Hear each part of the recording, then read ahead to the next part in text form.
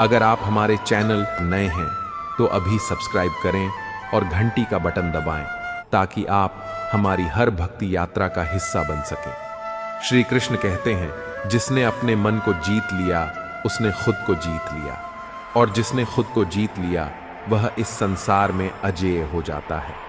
जो श्री कृष्ण के फैसलों पर भरोसा करता है उसका विश्वास कभी नहीं टूटता, क्योंकि श्री कृष्ण तब भी साथ देते हैं जब दुनिया साथ छोड़ दे। दुख हमें मिटाने नहीं बल्कि मजबूत बनाने आता है।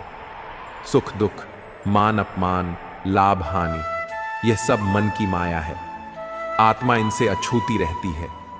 जब मन शांत होता है तो बुद्धि स्थिर होती है, और वही बुद्धि तुम्हें श्री कृष्ण से जोड़ती है। श्री कृष्ण कहते हैं, मैं कर्मों का फल नहीं देता। हर जीव अपने कर्मों से अपना भाग्य लिखता है। इसलिए कर्म करते रहो, क्योंकि कर्म ही जीवन को गति देता है। परिवर्तन को अपनाओ, क्योंकि इस संसार में परिवर्तन ही एकमात्र स्थायी चीज है। श्री कृष्ण कहते हैं कि मैं न तो किसी का भाग्य रचता हूं, न ही कर्मों का फल बांटता हूं। जो तुमने बोया वही तुम्हें काटना होगा। यही संसार का शाश्वत नियम है।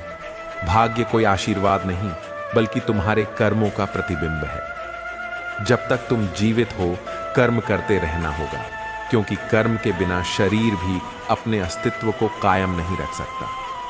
तुम कर्म से बच नहीं सकते, चाहे जितना प्रयास कर लो। कर्म ही तुम्हारे जीवन का रास्ता है, तुम्हारे चरित्र का दर्पण है और तुम्हारी आत्मा की गति का संकेत है। इसलिए जो समय मिला है उसे व्यर्थ मत गंवाओ। उठो, जागो और कर्म करो, क्योंकि यही तुम्हारा धर्म है। संसार में परिवर्तन ही स्थिरता है। हर दिन बदलता है, हर रिश्ता बदलता है, हर भाव बदलता है। तो फिर तुम उस बदलाव से क्यों डरते हो जो तुम्हें आगे ले जाने आया है? बीता हुआ समय तुम्हारा गुरु था, जो आ रहा है वह तुम्हारी परीक्षा है, और जो अभी है वही तुम्हारा अवसर है। सुख और दुख को मौसम की तरह देखो। जैसे सर्दी के बाद गर्मी आती है, वैसे ही दुख के बाद सुख निश्चित है।